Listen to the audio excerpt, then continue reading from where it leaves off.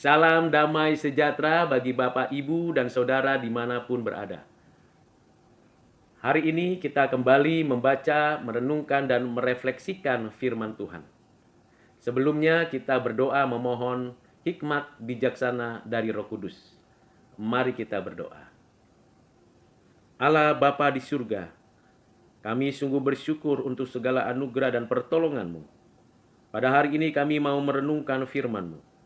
Kiranya Roh Kudus-Mu memberikan hikmat bijaksana kepada kami. Kiranya roh pewahyu itu memberikan kepada kami pencerahan, agar apa yang kami baca, kami dengarkan, dan kami mengerti, dapat menuntun kami semakin mengenal Tuhan secara pribadi, mengerti kehendak-Mu, dan sungguh-sungguh bersyukur untuk segala sesuatu.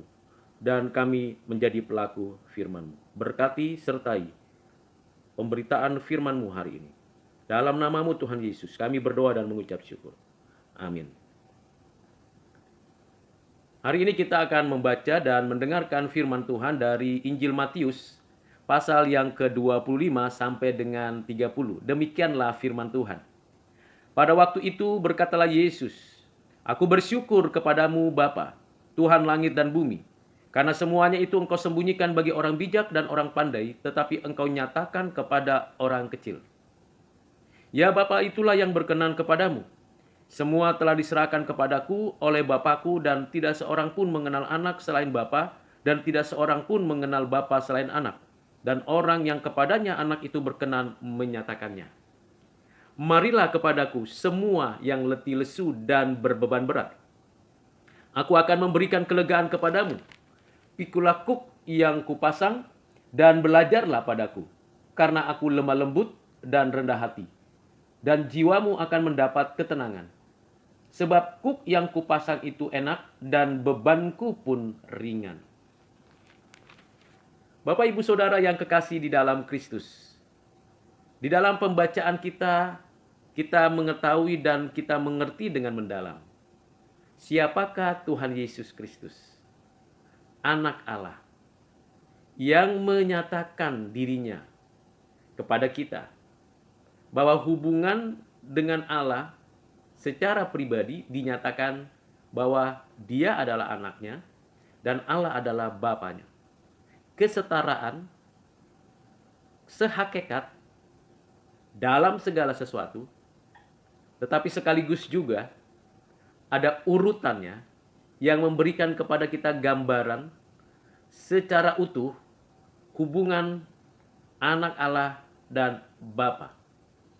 Dan seluruhnya dinyatakan bahwa Bapa, Tuhan langit dan bumi, menyembunyikan hal yang penting, hal yang berguna bagi orang-orang yang merasa pandai, merasa bijak, merasa diri hebat, tetapi untuk orang-orang yang kecil, yang mengandalkan Tuhan, yang bersandar kepadanya, Tuhan menyatakan dirinya untuk dikenal. Kalau Tuhan tidak menyatakan dirinya, maka tidak ada seorang pun dapat mengenalnya. Kita tidak mencari Tuhan melalui hati nurani, melalui alam semesta, melalui keagamaan kita. Kita sering menggunakan ritual sepertinya Tuhan berkenan. Tetapi kalau Tuhan tidak berkenan, sehebat apapun upaya kita mencarinya, di dalam kesendirian sekalipun, kalau Tuhan tidak berkenan, kita tidak mungkin berjumpa dengan Dia. Kalau Tuhan tidak menyatakan dirinya kepada kita, tidak mungkin kita memiliki hubungan pribadi lagi dengan Dia. Tuhan kita, pencipta langit dan bumi. Dan di dalam ayat 26, 27 dijelaskan dan ditekankan bagaimana Allah menyatakan rencana kehendaknya untuk menyelamatkan orang-orang yang diperkenannya. Yaitu orang-orang yang telah ditetapkannya di dalam kekekalan yang hadir dalam sejarah. Dan dengan satu proposisi yang sangat jelas dan tegas bahwa seluruhnya diserahkan kepada anak untuk menebus umat pilihannya, untuk menebus orang-orang yang diperkenannya. Tidak ada seorang pun yang dapat mengenal Allah kalau tidak melalui anaknya. Dan tidak mungkin orang itu dapat mengenal anaknya kalau tidak anaknya berkenan menyatakannya. Ini menunjukkan kepada kita anugerah mendahului respon kita. Anugerah menjadi dasar untuk kita dapat mengenalnya. Karena dengan mengenalnya kita beroleh hidup dan kehidupan di sini dan nanti. Hidup dan kehidupan yang berlimpah dengan penuh ucapan syukur. Setelah Tuhan menyatakan bahwa dialah yang berkenan menyatakan kepada seseorang, siapapun kita, yang diperkenannya, lalu ia mengatakan kepada kita, kepada orang yang diperkenannya itu, dia memproklamasikan dan menyatakan undangannya. Marilah kepadaku. Join with me. Demikian Tuhan Yesus memproklamasikan undangannya. Siapakah yang datang kepada Tuhan? Yang diperkenannya datang. Yaitu mereka yang diberikan Bapa. Dan siapakah mereka yang diberikan kepada anak? Yaitu mereka yang telah ditetapkannya dalam kekekalan. Sementara di dalam sejarah hidupnya ada banyak pergumulan, kesulitan, kesukaran, sampai kedukaan.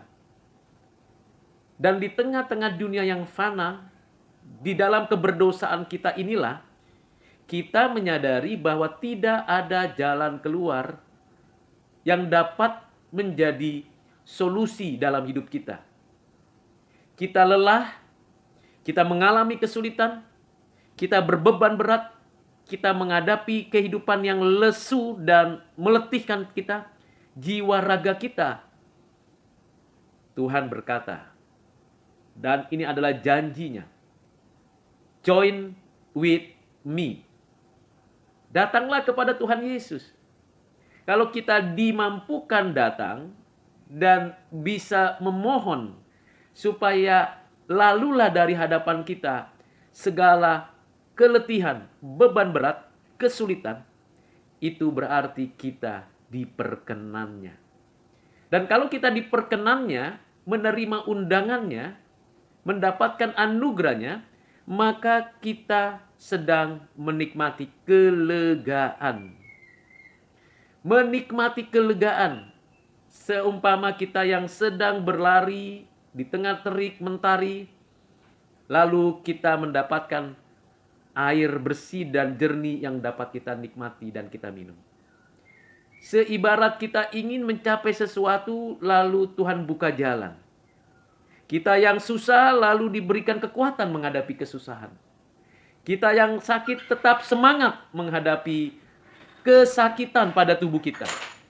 Kita bersyukur karena Tuhan Allah melalui Yesus Kristus memberikan kelegaan kepada kita.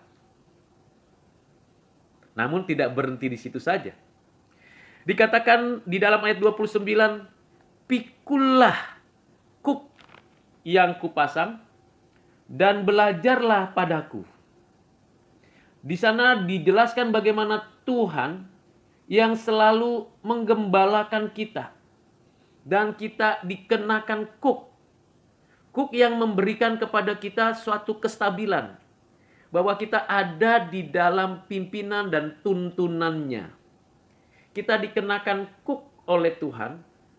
Untuk kita menghadapi dunia ini tetap berada di dalam pimpinannya. Tuntunannya. Bimbingannya. Ibarat seekor lembu atau seekor sapi atau seekor kerbau yang menggarap lahan pertanian, tanah sawah atau ladang. Lalu si pemilik lembu, sapi atau kerbau ini menaruh kuk itu.